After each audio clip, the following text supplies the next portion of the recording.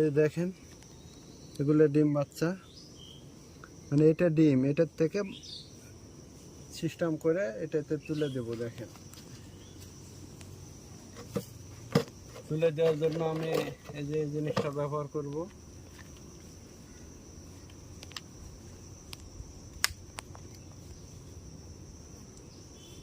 এই যে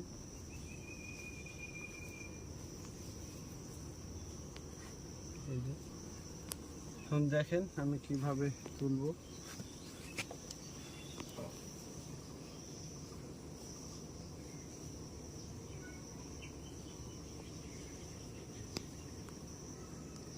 এই যে এটা সুন্দর করে এর ভিতরে দিয়ে দেব।